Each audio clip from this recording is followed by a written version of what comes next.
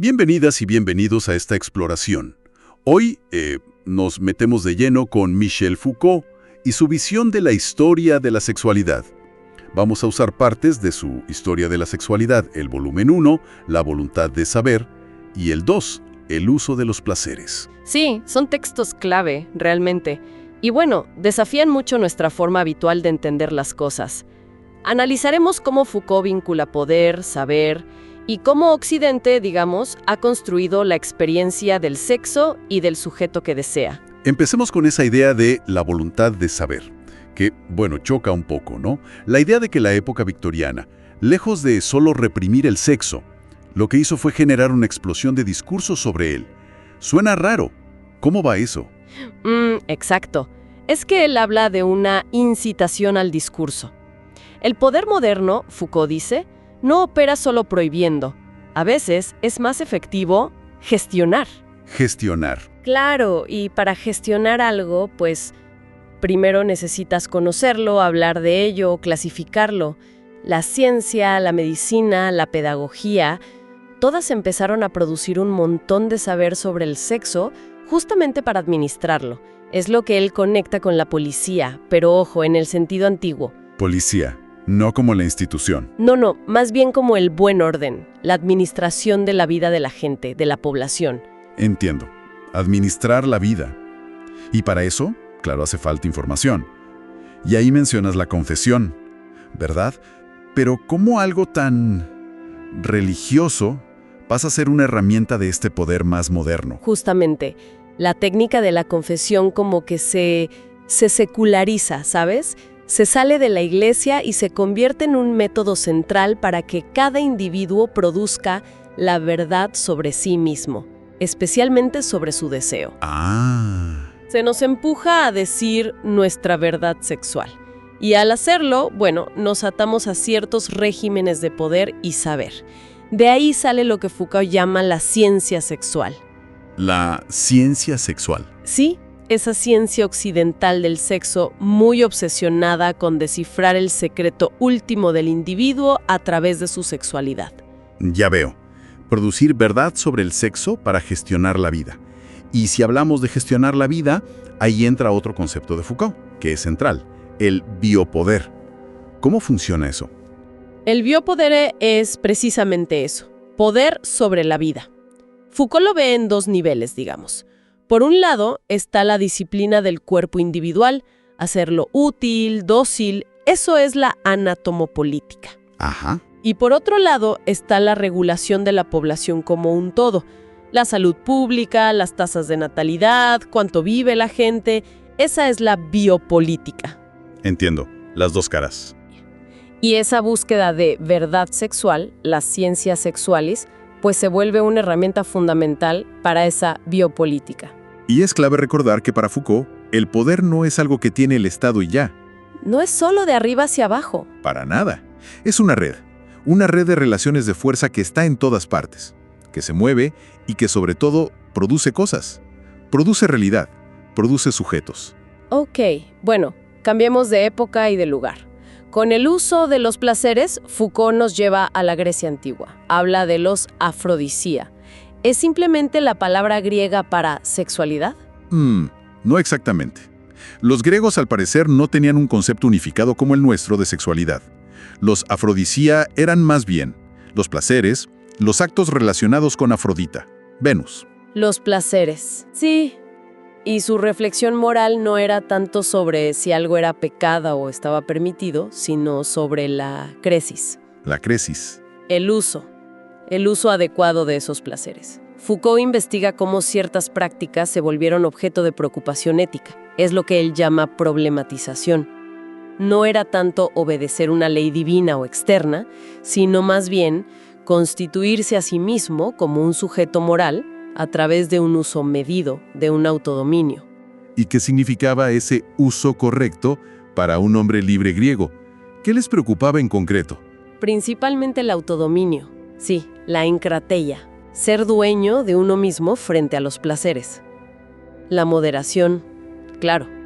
Y también el kairos, actuar en el momento oportuno. Se inspiraban mucho en la dietética, ¿sabes? ¿Como la dieta de comida? Sí, en cómo un régimen de vida general afectaba la salud y el bienestar. Era una ética muy enfocada en la gestión de sí mismo, pensada para ciudadanos varones. Las mujeres, los esclavos, estaban en otra categoría, claro. Entiendo. Aparte de la moderación general, ¿había alguna inquietud específica sobre el acto sexual en sí? Sí, y es interesante ver cómo difiere de la moral cristiana que vino después. Les inquietaba, por ejemplo, la intensidad del acto. A veces lo describían casi como un arrebato, ¿no? Como una pequeña epilepsia que te podía hacer perder el control. Vaya. También les preocupaba el gasto de energía vital. Pensaban que el esperma era algo muy valioso, esencial. Perderlo en exceso podía debilitar. Estaba ligado a la mortalidad, pero también a la vida, a la continuidad. No era visto como algo intrínsecamente malo, pero sí como algo potente, algo que había que manejar con cuidado. Qué distinto enfoque. Y la relación con los muchachos, la pederastia que siempre genera tanta discusión. ¿Cómo encajaba ahí? Eso fue intensamente problematizado, como diría Foucault. Pero es crucial no verlo con nuestros ojos de hoy, con la oposición homosexualidad-heterosexualidad. Claro. La preocupación ética griega giraba más en torno a cuestiones de estatus social y honor, que el muchacho no adoptara un rol pasivo considerado inapropiado o afeminado. Se debatía mucho sobre su honor, la edad correcta, si la relación era realmente beneficiosa para su educación, para su futuro como ciudadano. Era un asunto social y pedagógico muy complejo, dentro de ese marco del uso de los placeres. Queda bastante claro entonces. Para Foucault, esto que hoy llamamos sexualidad no es algo fijo, natural, universal, sino más bien una construcción. Una construcción histórica, tejida, con hilos de poder y con formas muy específicas de saber que han ido cambiando. Exactamente. Y lo más fuerte, creo, es entender que esas fuerzas históricas no solo limitan o reprimen, también producen. Producen activamente nuestra experiencia, lo que deseamos, la verdad que creemos tener sobre nosotros mismos. Y eso, nos deja pensando, ¿no? Cómo los discursos que circulan hoy, los médicos, los psicológicos, los de los medios, incluso las apps que usamos para relacionarnos o para el bienestar, y todas esas tecnologías para conocernos y gestionar nuestros placeres, ¿cómo siguen moldeando nuestra experiencia del deseo hoy en día? ¿Qué nuevas formas de problematizar la sexualidad estaremos quizás creando sin siquiera darnos cuenta del todo? Hay una idea casi como un hecho, ¿no? Que venimos de siglos de represión sexual. Especialmente en la época victoriana, siempre se habla de un gran silencio impuesto. Sí, es como la narrativa dominante, ¿verdad? La idea de que del sexo no se hablaba, que estaba prohibido. Pero, ¿y si no fue exactamente así? ¿Por qué? Michel Foucault, en su Historia de la Sexualidad, el primer tomo, La voluntad de saber, propone algo, bastante diferente. Totalmente. Él dice que no hubo tal silencio a partir del siglo XVII. Al contrario. ¿Qué hubo entonces? Una verdadera explosión de discursos sobre el sexo. Fíjate qué cambio de perspectiva. Lo llama una incitación a los discursos. Incitación. O sea, que se nos empujaba a hablar de eso. Exacto. Y ahí es donde vamos a meternos hoy. Queremos ver cómo Foucault desarma esa hipótesis represiva. Que es la idea de que todo fue silencio y prohibición. Claro. Pero lo más interesante es que Foucault no se detiene a preguntar por qué nos reprimieron. Su pregunta es más astuta, digamos. A ver. Se pregunta por qué decimos con tanta seguridad que fuimos reprimidos. ¿Qué función cumple esa idea? ¿Qué mecanismos de poder y saber se activan cuando confesamos nuestra propia represión? Qué interesante. O sea que la forma en que hablamos de la represión ya es parte de una estrategia, de algo más grande. Podría ser. Justamente es lo que vamos a desempacar un poco. Vale. Entonces, si no hubo silencio, ¿qué es lo que Foucault ve? ¿Qué pasaba realmente con el sexo a partir del siglo XVII? Bueno, él habla de esta incitación a los discursos. Observa que el sexo se convierte en un objeto de administración, de gestión. Administración. ¿Cómo? Sí, se empieza a hablar de él en términos racionales, públicos. Se conecta con la salud de la población, con la economía, la natalidad, la educación. Ya no es solo algo privado y pecaminoso. Ah, claro. Como el surgimiento de lo que a veces se llama la policía del sexo. Pero no solo como represión directa, ¿verdad? No solo eso, también como una forma de ordenar, de gestionar las conductas para el bien común, digamos. El interés por la población, por cuantos nacen, la salud general, todo eso se vincula a las prácticas sexuales. Entiendo. Se hablaba mucho entonces, pero ¿para qué? ¿No era una forma de control al final? Quizás más sutil. Justamente, ahí es donde Foucault introduce un concepto clave: la scientia sexualis. Scientia sexualis, una ciencia del sexo. Algo así, una especie de ciencia de la sexualidad que se desarrolla en Occidente. Y el punto crucial es que su objetivo no era ocultar el sexo, Sino, producir verdades sobre él, generar conocimiento. Y fíjate, se enfocó muchísimo en lo que se consideraba marginal, en las llamadas perversiones. ajá. O sea que el poder no actuó tanto diciendo, no hables de esto, sino más bien definiendo qué era cada cosa. Exacto, creando categorías. El homosexual, el exhibicionista, el fetichista, se les da una identidad casi como una categoría médica, psiquiátrica. Es lo que él llama la implantación perversa, puede ser. Justamente, no buscaba eliminar esas sexualidades diversas, sino especificarlas, darles un nombre, una realidad visible, analizable, insertarlas en los cuerpos, en los individuos. Hacerlas manejables a través del conocimiento que se producía sobre ellas. Precisamente. Y una herramienta fundamental para lograr esto fue la confesión. La confesión, como en la iglesia. Empezó ahí, pero se expandió a todo. Foucault dice que nos convertimos en una sociedad confesante. Se esperaba que confesáramos nuestros deseos, nuestros placeres, nuestros pensamientos más íntimos. Ya no solo al cura, sino Al médico, al psicólogo, al maestro, a la pareja, hasta en los libros. Una presión constante por poner en palabras la verdad de nuestro sexo. wow, es potente pensarlo así. Toda esta maquinaria para hacernos hablar, para definirnos a través de nuestra sexualidad. Entonces la gran vuelta de tuerca de Foucault es que esta producción de discurso, eso es el poder. Ese es el núcleo. No es un poder que solo niega, que solo dice no. Es un poder que produce realidades, produce sujetos, produce saber.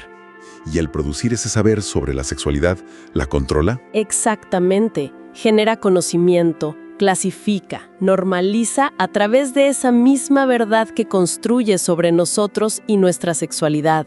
Casi que produce la sexualidad como ese objeto central que debemos descifrar. Entonces, la idea simple de siglos de represión vectoriana se queda muy, muy corta. Es insuficiente, sí. Lo que Foucault describe es un dispositivo mucho más complejo, un entrelazamiento de poder y saber que nos incita a hablar del sexo constantemente. Para convertirlo en el secreto fundamental de quiénes somos y así poder gestionarlo. Exacto. La voluntad de saber sobre el sexo, ese impulso por conocerlo, analizarlo, confesarlo, fue en sí misma una estrategia central de poder. Entonces la historia real no sería tanto una liberación progresiva de una vieja represión. Quizás no. Quizás es una historia de cómo las formas de poder se han transformado, utilizando nuestra sexualidad y los discursos sobre ella de maneras cada vez más refinadas, digamos. Vale, esto nos deja pensando bastante. Y nos deja con una pregunta final, quizá un poco provocadora.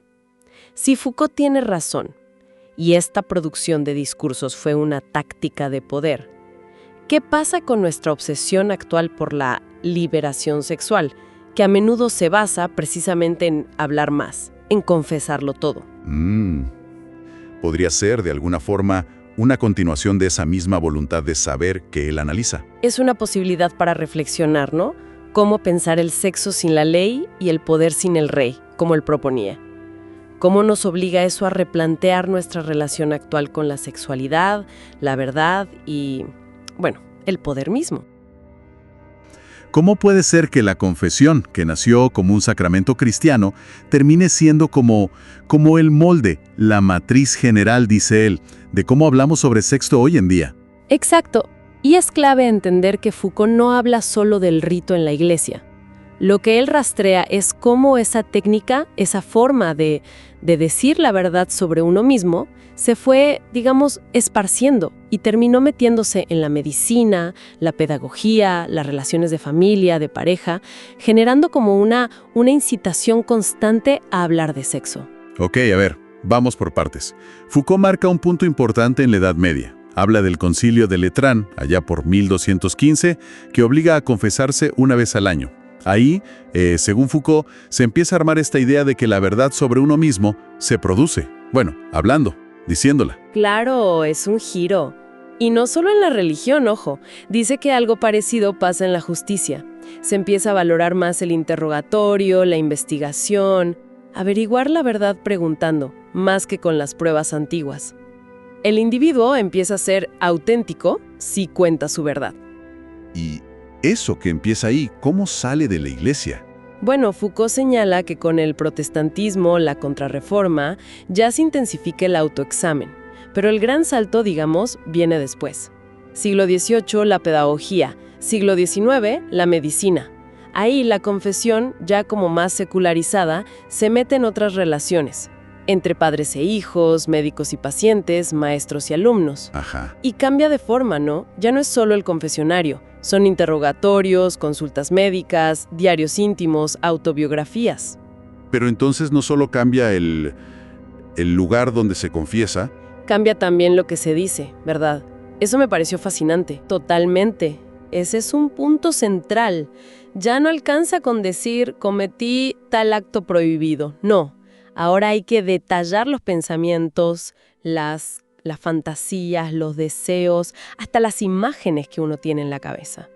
Y muy importante, la calidad del placer. ¿Fue intenso como fue? O sea, la sociedad empieza a pedir y a escuchar detalles muy íntimos del placer. Exacto. Foucault dice que eso es algo nuevo. Esa curiosidad por el placer individual detallado y todo este despliegue de palabras, esta necesidad de hablar, se conecta con el nacimiento de lo que él llama la ciencia sexualis. La ciencia de la sexualidad. Justamente. Es como si la vieja técnica de la confesión se reciclara para construir esta nueva ciencia. ¿Y cómo se recicla? ¿Cómo se adapta? Es que el médico se vuelve un confesor con bata blanca. Es un poco más complejo, digamos. Foucault identifica como 3 movimientos. Primero, se codifica el hacer hablar.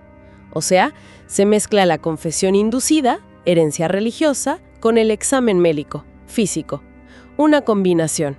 Entiendo. Segundo, se postula que el sexo lo causa casi todo, que tiene efectos por todos lados, en todo el cuerpo, en la mente. Y eso justifica que te pregunten, bueno, hasta el último detalle. Una inquisición exhaustiva, pero ahora médica o psicológica. Claro, si todo puede venir de ahí. Exacto. Y tercero, se medicalizan los efectos. La verdad que contás sobre tu sexo entra en un juego de normal o patológico.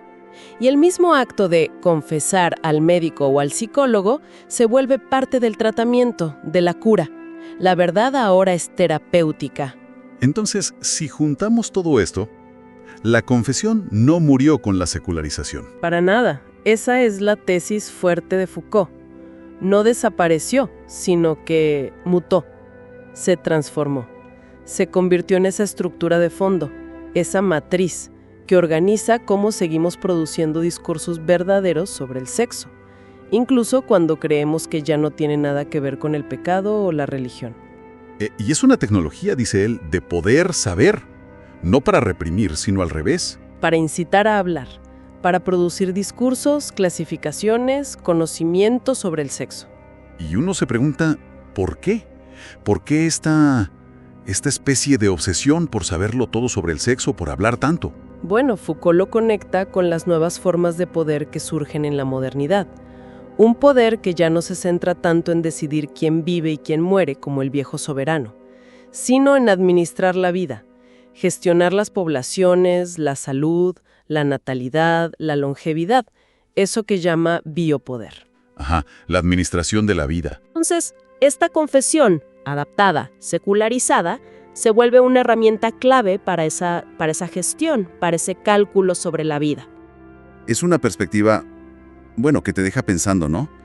Una técnica que nació para la salvación del alma, ahora estructura cómo la ciencia, la medicina y hasta nosotros mismos entendemos algo tan íntimo como la sexualidad. Exacto. Nos obliga a preguntarnos de dónde vienen realmente nuestras verdades sobre quiénes somos, sobre nuestro deseo. Y quizá la reflexión va más allá del sexo. ¿Qué otras áreas de la vida actual? No sé.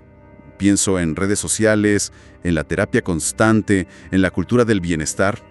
¿No estarán también marcadas por este impulso de confesarnos, de poner todo en palabras para que sea real? Es una excelente pregunta para seguir pensando.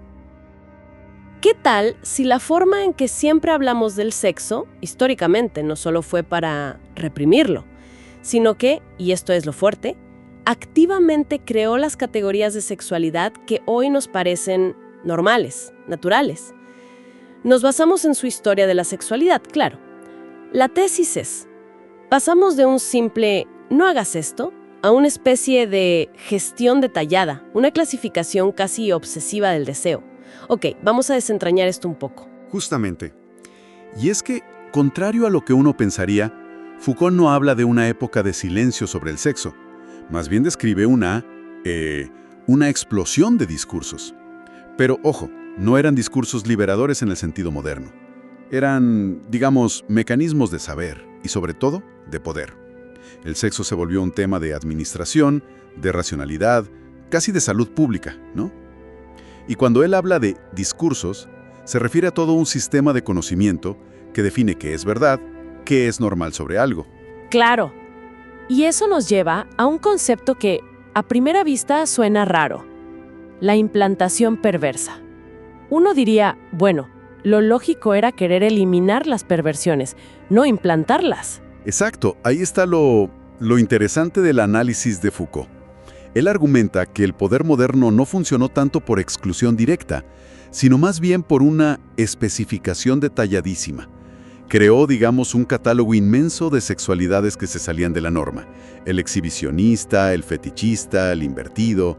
Les puso nombre, los convirtió en especies, casi como si fueran tipos biológicos distintos. Y este proceso no las borró del mapa. Al contrario, las hizo visibles, analizables, las pegó a la identidad de la persona. Y fíjate que esta proliferación tuvo focos muy específicos. Pensemos en la figura de la mujer histérica, por ejemplo. Su cuerpo se volvió un campo de batalla para interpretaciones médicas, psicológicas.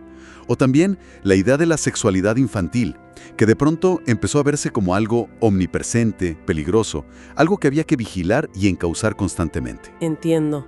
O sea que, al nombrarlas, al describirlas con tanto detalle médico, psiquiátrico, se les dio como una realidad más concreta, casi clínica, que antes quizá no tenían tan definida. Me imagino que la medicina y la psiquiatría que estaban naciendo fueron clave ahí. Absolutamente. Fueron instrumentos centrales. La medicalización fue lo que permitió transformar estas conductas, estas rarezas, en patologías. Se les vinculó al cuerpo, a los nervios, a la herencia. Y esto, claro, exigía mirar de cerca, examinar, interrogar sin parar. Y sobre todo, exigía la confesión. Foucault identifica aquí lo que llama la ciencia sexualis, una ciencia del sexo muy particular de Occidente, basada en esta idea de que la verdad del sexo está escondida, muy adentro, y hay que sacarla a la luz. ¿Cómo? A través de la confesión detallada, buscando causas ocultas, significados profundos. La confesión se vuelve central en todo, ¿no? Foucault muestra cómo esa práctica, que empezó siendo religiosa, de pronto invade todo. La consulta médica, la escuela, hasta las relaciones familiares. Ya no bastaba confesar los actos, ¿verdad? Se pedían detalles de fantasías, de placeres mínimos, de cualquier inclinación. Nos convertimos, dice él, en una sociedad singularmente confesante. Exacto. Y toda esta producción de discursos, esta demanda constante de verdad sobre el sexo, estaba íntimamente ligada a una forma nueva de poder. No el poder del rey que dice prohibido y ya, sino lo que Foucault llama biopoder. Piénsalo no como el poder de matar, sino como el poder de gestionar la vida, la vida de las poblaciones, su salud, cuántos años viven, cómo se reproducen, sus hábitos. Y claro, su sexualidad entra de lleno ahí. La clasificación detallada de todas las sexualidades, incluyendo estas perversiones, y el foco en cuerpos específicos como el de la mujer o el niño, bueno, todo eso era parte clave de esta estrategia de administración, de normalización. A ver, resumiendo entonces para que nos quede claro. La forma en que hoy entendemos la diversidad sexual, las categorías que usamos, no es algo que simplemente está ahí. Es más bien una construcción. El resultado histórico de cómo ciertas formas de poder y de saber, sobre todo a partir del siglo XVIII, se enfocaron en el sexo. Y no para silenciarlo, sino para definirlo, clasificarlo, administrarlo hasta el último detalle. El discurso no solo describió, sino que activamente produjo estas categorías que usamos. Entonces, ¿qué hacemos con esto hoy? ¿Qué significa? Bueno, ahí Foucault nos deja con una pregunta, un poco incómoda, ¿no? ¿Será que hablar más y más y más de sexo, como hacemos hoy, significa automáticamente que somos más libres? Su análisis nos invita a ser cautelosos, a preguntarnos cómo hablamos de sexo, qué categorías seguimos usando, quizás sin pensarlo mucho, qué lógicas de saber y también de poder pueden estar operando todavía en nuestros discursos actuales, incluso en los que nos parecen más abiertos o progresistas. ¿Qué pasa si las propias etiquetas, aunque a veces son necesarias para la identidad o la lucha política, siguen también moldeando nuestra experiencia de maneras que limitan tanto como explican? ¿Y si nuestra forma de buscar la verdad sobre el sexo fuera en realidad una cosa histórica ligada al poder? Exacto. Nos vamos a guiar con Michel Foucault, claro, y su Historia de la sexualidad. La idea es contrastar un poco el enfoque occidental moderno con la mirada de la Grecia antigua sobre el placer. Sí, porque Foucault, lo clave en él, es que analiza cómo se produce el discurso sobre el sexo. Ajá. No tanto si se reprime o no, sino cómo ese hablar de sexo está conectado al saber y al poder. Y vamos a ver, bueno, dos formas muy distintas. Dos modelos, digamos. Eso. Uno, el nuestro, obsesionado con confesar, con sacar una verdad interna. Y otro, el griego antiguo, más centrado en cómo manejar los placeres, como un arte. Empecemos por aquí, por Occidente. Lo que Foucault llama la scientia sexualis. Suena a ciencia, claro, pero la idea es que, más o menos desde el siglo XVIII, no es que se callara el sexo. Al revés. No para nada. Empezamos a hablar y hablar, a analizarlo, a clasificarlo, casi como un tema de administración, ¿no? Exacto. El foco se pone en gestionar la vida, la salud pública, la población, la eficiencia social. Claro. Y para gestionar necesitas información, necesitas saber. Y eso impulsa la observación, el examen médico, el psiquiátrico y sobre todo la confesión. La confesión. Sí, la confesión se vuelve como la técnica estrella para que la gente revele su verdad más íntima, su sexualidad. O sea que se conecta lo más secreto, los deseos, con un discurso médico, psicológico. Eso es. Entonces ir al médico, al psicólogo, a hablar de estas cosas, ¿es parte de este mecanismo de poder que busca la verdad? Pues según Foucault sí, es una vuelta interesante porque se construye esta idea de una sexualidad como algo profundo, oculto. Ajá. La raíz de un montón de problemas personales, sociales. Y que necesita ser descifrada. Por expertos, claro. Exactamente. Esa sexualidad se vuelve como la clave secreta de quién eres. Una verdad que a veces ni tú mismo conoces. Y necesitas que el saber poder, digamos el médico, el psicólogo, el educador, te la revele. Y eso conecta con el concepto de biopoder, ¿verdad? Directamente. Es un poder que ya no se centra tanto en castigar o matar, sino en administrar la vida. Gestionar la vida. Sí, los cuerpos individuales, las poblaciones. Y el sexo es un punto clave en esa gestión. Vale. Ese es el modelo occidental. Confesión, desciframiento, verdad interna. Pero Foucault mira a la Grecia antigua y encuentra algo muy distinto. Totalmente distinto, ¿sí? ¿Cómo era allí? Bueno, el centro no era una sexualidad oculta que definiría a la persona. Eran los afrodisia. Los placeres. Los placeres, los actos sexuales en sí. La gran pregunta ética para los hombres libres, y esto es importante, era para ellos. No era tanto qué deseos secretos tenían, Sino cómo usar esos placeres, la chesis. Era una ética del autocontrol, del dominio de sí mismo, la encrateia. casi como un arte de vivir. Un arte de vivir, como una especie de autogestión del placer, suena diferente. ¿Algún ejemplo? Sí, mira, la dietética es un buen ejemplo. La dieta. Sí, los médicos y filósofos conectaban mucho la actividad sexual con la salud general. Con el régimen de vida, qué comer, cuándo hacer ejercicio. Ah, claro. La preocupación era la cantidad de sexo, el momento oportuno, el kairos, ¿no? Influido por la edad, la estación, la hora del día. Vaya. Y sobre todo evitar el exceso, porque se veía como algo que debilitaba el cuerpo, que podía afectar a los hijos. Era como administrar tus propios recursos de forma estratégica, no buscar significados ocultos. Entiendo. Una gestión estratégica. ¿Y esta estrategia, este uso, era igual para todas las relaciones? Digo, con la esposa, con los muchachos, jóvenes. No, era una ética muy masculina y asimétrica.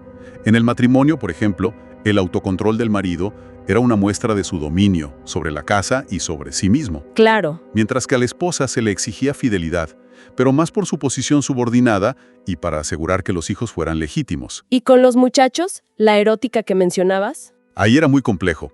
La cuestión era cómo integrar el placer sin, digamos, deshonrar al joven, que sería un futuro ciudadano, y sin que el adulto cayera en la pasividad, que se consideraba, bueno, vergonzoso. Requería mucho cuidado entonces. Sí, una estilización muy cuidadosa de la conducta, de cómo comportarse. Entonces, para resumir un poco, tenemos dos enfoques que son, radicalmente distintos. Sí. Uno, el occidental, buscando la verdad profunda del individuo a través de la palabra, del análisis casi científico, la ciencia sexualis. Y el otro, el griego, enfocado en el manejo activo, medido, del placer, como parte de ser una persona ética, de construirse a sí mismo. Exacto. ¿Y cuál es la gran lección que nos deja Foucault con esta comparación?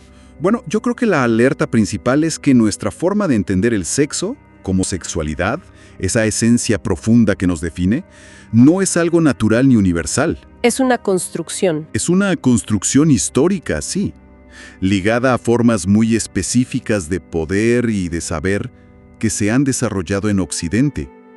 El modelo griego, por ejemplo, no buscaba liberar un deseo reprimido. No. Buscaba construir al sujeto ético a través de una práctica reflexiva del dominio de sus placeres. Y quizás, para cerrar, una pregunta que queda flotando. Si nuestra visión moderna está tan marcada por esa historia de confesión, de escrutinio que describe Foucault, ¿qué podríamos estar perdiéndonos? ¿Qué otras formas de relacionar el placer, la ética y quiénes somos, como la griega, quizás estamos ignorando al poner al sexo en ese pedestal de clave última de nuestra identidad? Vamos a ver cómo manejaban los antiguos griegos los aphrodisia, los placeres sexuales. Ajá. Y para esto nos guía Michel Foucault, con su libro El uso de los placeres. Y lo que Foucault nos muestra es algo, muy interesante. ¿Qué cosa? Que su moral no se basaba tanto en prohibiciones, como quizá pensaríamos hoy, sino en el uso. La gresis, decían ellos. Claro, el uso correcto de esos placeres. Exacto.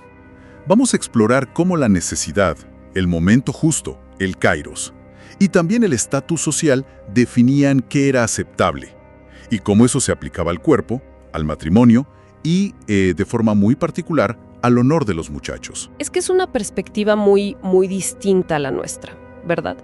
Es clave entender eso. Ellos no tenían un concepto como el nuestro de sexualidad. No agrupaban todo bajo esa palabra. No, para nada. Su reflexión era más bien una ética personal, un arte de vivir, podríamos decir. Sobre todo para el hombre libre, claro. ¿Cómo construirse a uno mismo como sujeto moral? Justamente, a través del dominio de sí mismo. Era una estilización de la conducta. No buscaban tanto una ley universal, sino una forma de vivir, una estética de la existencia. Ok. A ver, si no era prohibir, ¿cómo funcionaba entonces esa moral del uso en la práctica? Foucault dice que era más administrar que reprimir.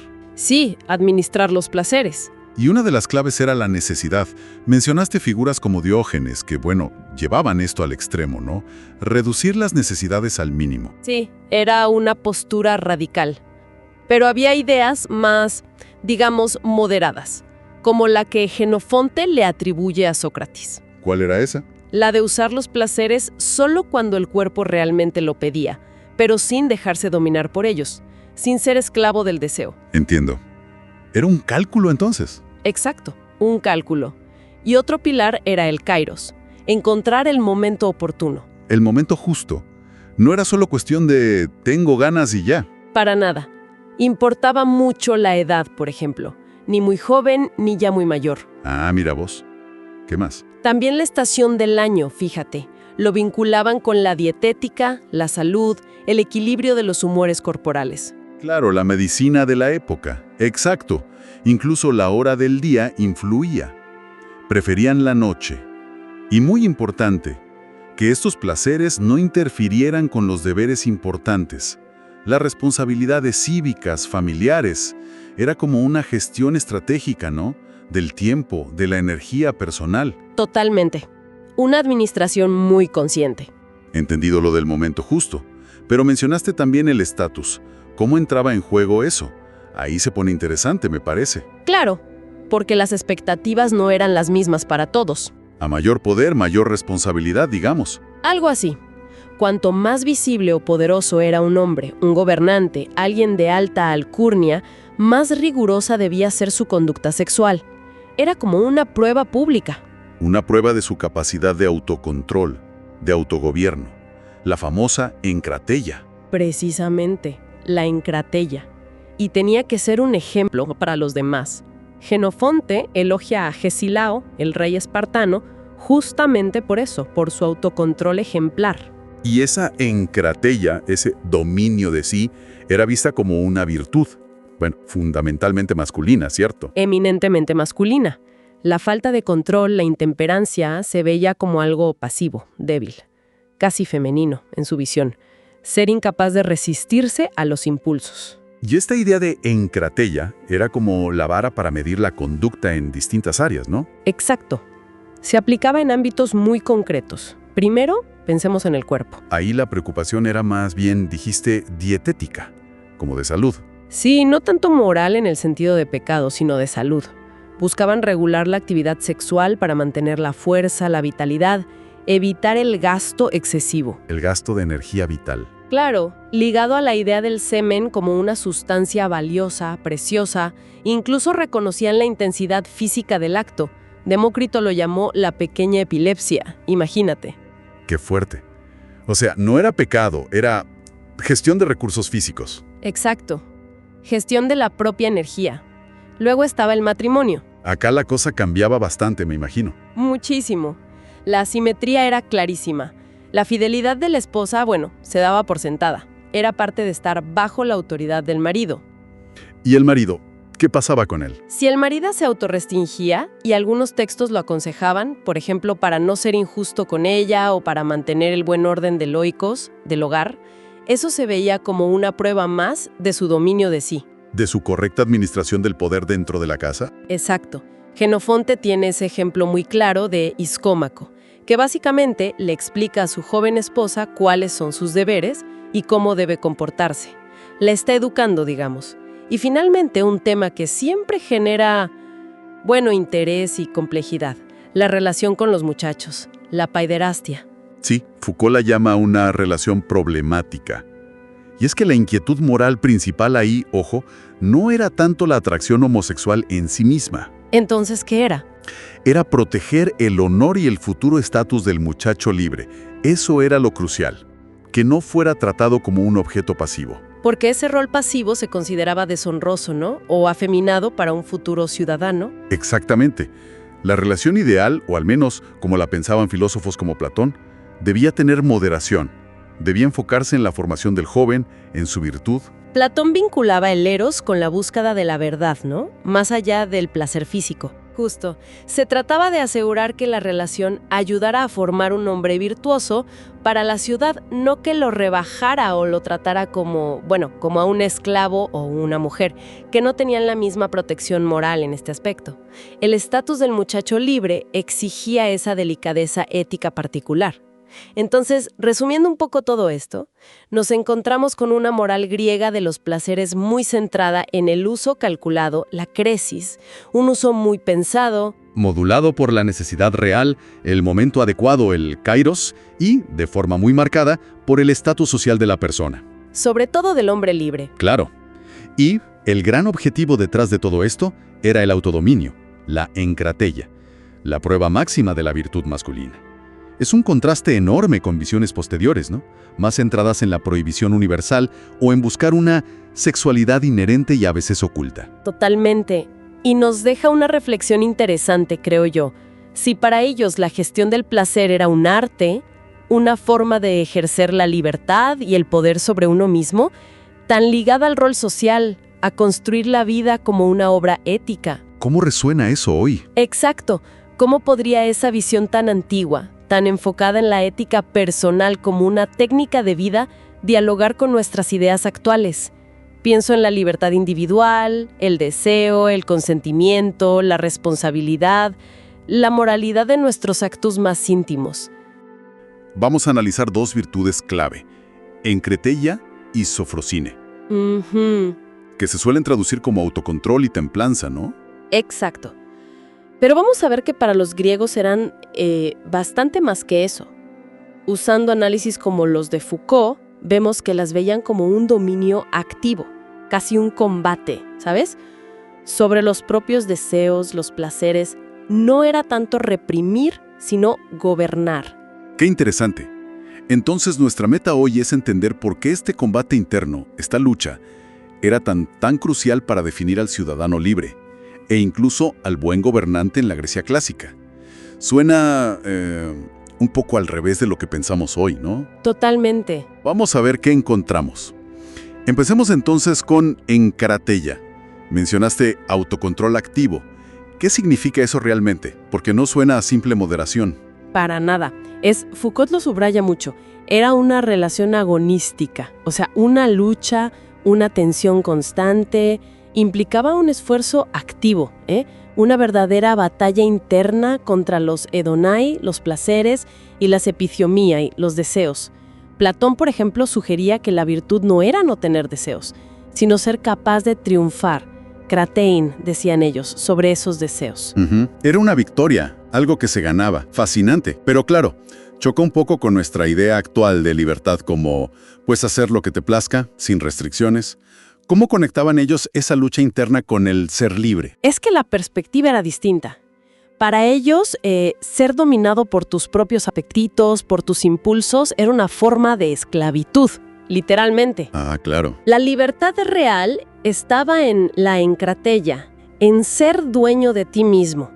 De hecho, este dominio se veía como algo esencialmente viril, andreia. Ceder a los placeres sin más se asociaba con la pasividad. Entiendo.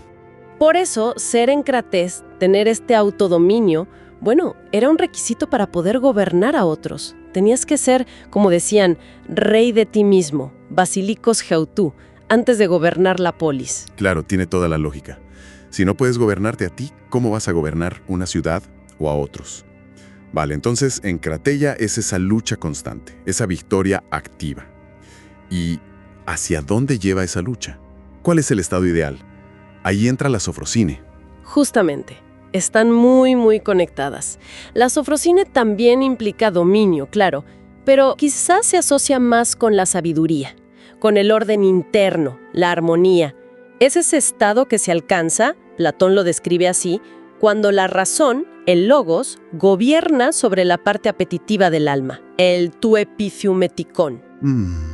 No es que no haya deseo, ojo, sino desear como se debe, o sea, con medida, metros. O sea, desear bien. Exacto. Y es un estado que se alcanza o al que se aspira a través de la práctica constante de la encratella. Una cosa lleva a la otra, digamos. Entendido.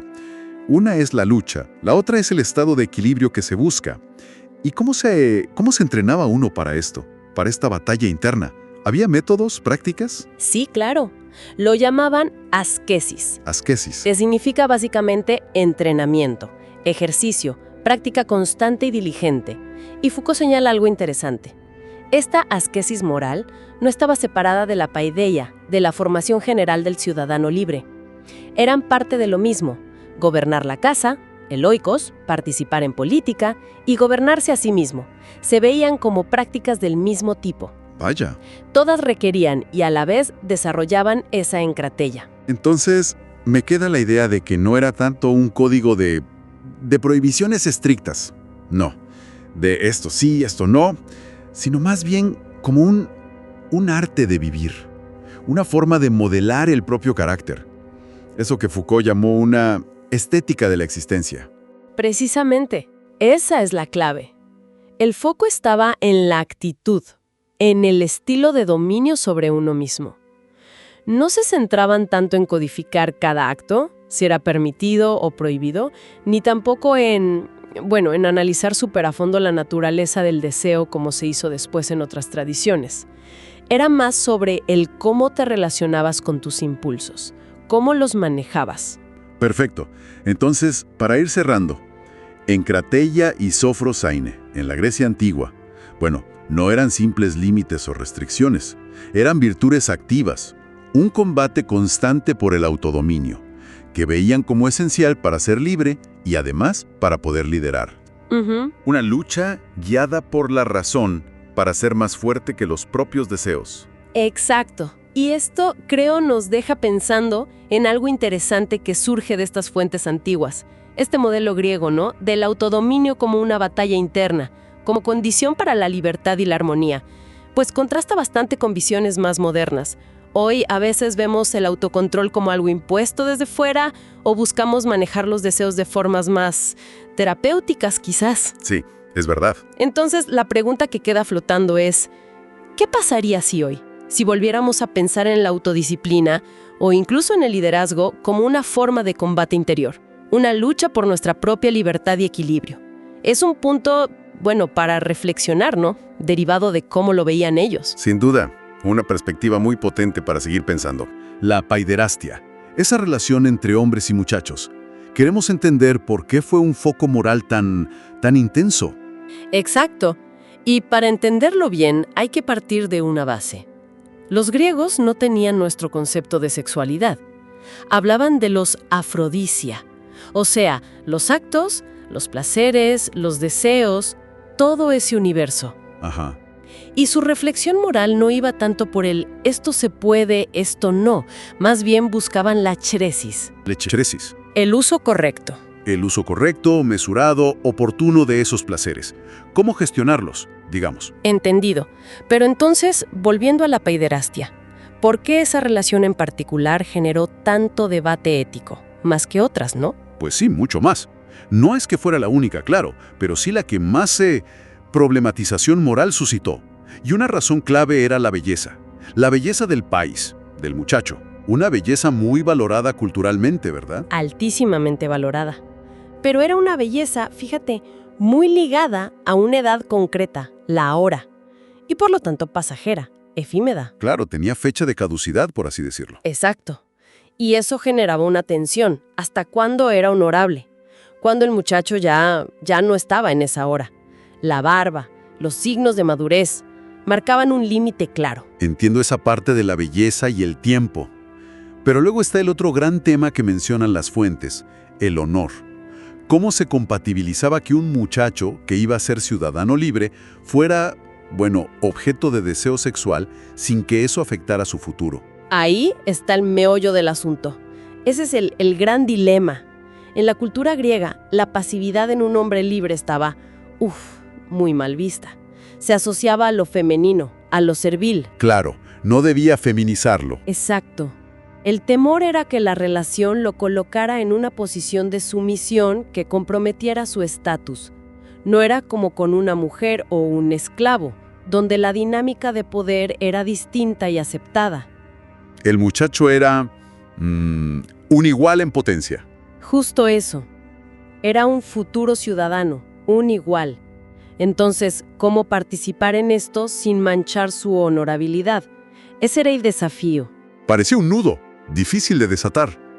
¿Y qué salidas se plantearon? Sobre todo desde la filosofía. Bueno, la filosofía, en especial la línea socrático-platónica, propuso una vía de transformación.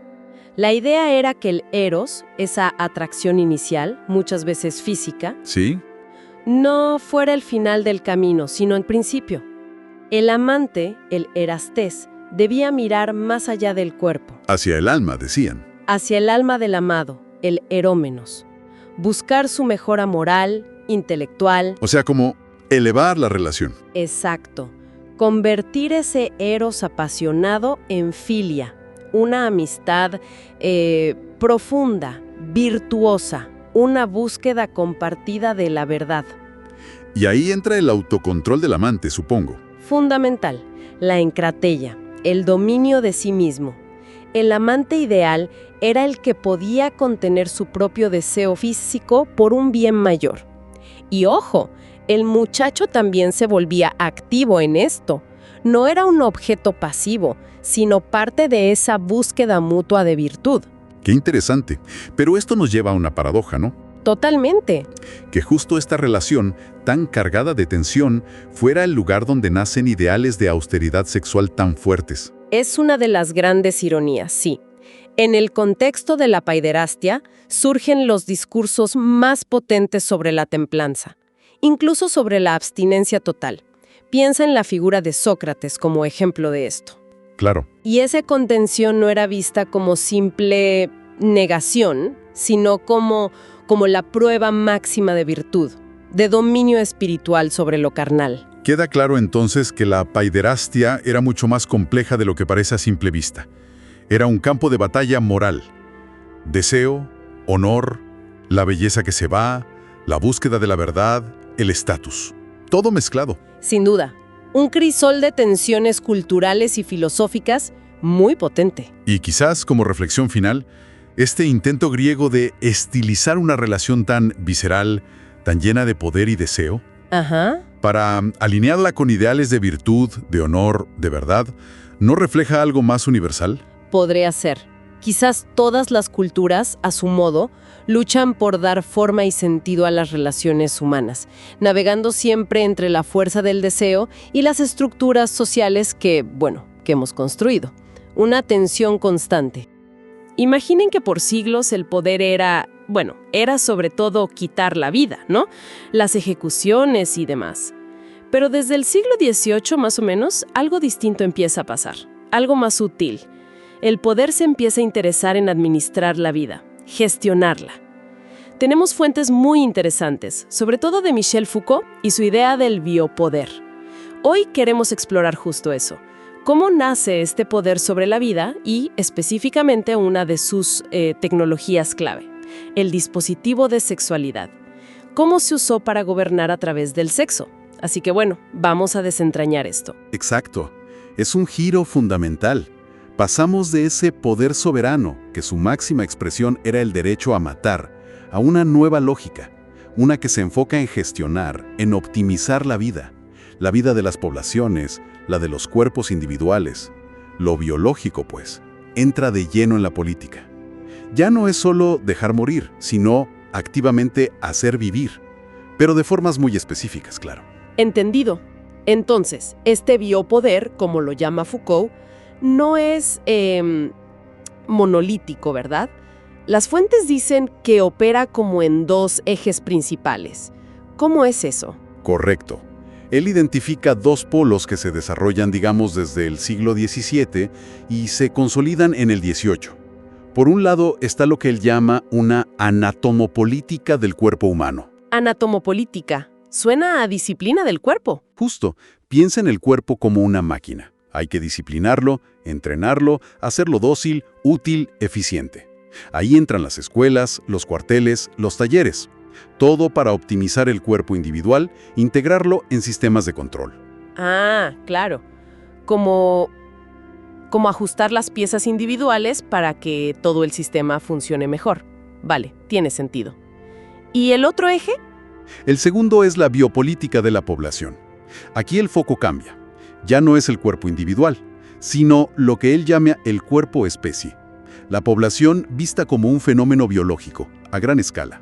¿Te refieres a cosas como cuánta gente nace, cuánta muere? Exactamente. Natalidad, mortalidad, salud pública, longevidad, Se usan estadísticas, controles generales, regulaciones para gestionar la vida de la población como un todo, para asegurar su vitalidad. Disciplina para el individuo, regulación para la población. Ok, entiendo los dos niveles. Pero entonces la pregunta clave, ¿dónde entra la sexualidad en todo esto? Porque parece algo muy íntimo, ¿no? Y las notas sugieren que no se trata solo de prohibir, que es lo que uno pensaría primero. Precisamente. Ahí está lo interesante, y quizás lo más provocador. El dispositivo de sexualidad, que se arma sobre todo en el siglo XIX, es como la bisagra perfecta entre esos dos polos. Une el control del cuerpo individual con la gestión de la población. ¿Una bisagra? ¿Cómo? Bueno, lo crucial es entender que la estrategia principal no fue tanto la represión, el silencio. Fíjate, fue casi lo contrario. Fue una incitación constante a hablar del sexo, a producir discursos sobre él, a analizarlo, clasificarlo, confesarlo. Una especie de explosión discursiva. O sea que, en lugar de taparlo, el poder se obsesionó con saberlo todo sobre el sexo, con definirlo. Eso sí que es un giro. Exacto. La sexualidad se vuelve un punto de acceso privilegiado. Permite intervenir en el cuerpo individual, vigilar conductas, medicalizar placeres, definir qué es normal y qué es perverso, y al mismo tiempo permite actuar sobre la población, regular la procreación, preocuparse por la herencia, la salud de la raza, la fuerza de la nación, esas cosas. Claro, conecta lo micro con lo macro. Totalmente. Este dispositivo no solo controla, sino que en cierto modo produce la sexualidad como un campo de saber, como algo que hay que descifrar. Se le empieza a ver como la causa oculta de casi todo, desde enfermedades hasta problemas sociales. Y eso justifica, supongo, una vigilancia y una intervención constantes. Lo que Foucault llama la scientia sexualis, ¿no? Como una ciencia del sexo. Exactamente. Se crea toda una maquinaria, médicos, psicólogos, pedagogos, expertos que definen lo normal, lo patológico, lo sano, lo peligroso. Y esta producción continua de verdad sobre el sexo es una forma súper eficaz de gestionar la vida, de moldear conductas, deseos, identidades, desde adentro. El sexo se convierte en ese nudo donde se amarra el control íntimo del individuo y las grandes estrategias sobre la población. Es una tecnología para administrar la vida en su núcleo. Entonces, para recapitular un poco, lo que estamos viendo es un cambio enorme. El poder ya no solo actúa desde afuera, digamos, con la ley o el castigo, sino que se mete dentro de la biología, en la gestión misma de la vida. Y la sexualidad se vuelve una pieza central en esa estrategia. Pero no tanto para reprimirla, sino para conocerla, administrarla y, de hecho, producirla como un objeto de saber y control. Esa es la idea central, sí. Es un poder que se infiltra en la vida para gestionarla, para optimizarla y controlarla según ciertos fines. Y el sexo, por esa posición tan particular que tiene entre lo individual y lo colectivo, entre el placer y la reproducción, se vuelve un punto estratégico clave en esta nueva forma de gobernar lo viviente. Nos deja pensando bastante. Si esta forma de poder que administra la vida a través de la sexualidad tuvo su momento histórico, ¿cómo resuenan esas estrategias hoy? ¿De qué maneras vemos todavía, quizás transformadas, esa conexión entre poder, saber y la administración de nuestros cuerpos, nuestra salud, nuestras identidades sexuales, en el presente? Una pregunta para reflexionar.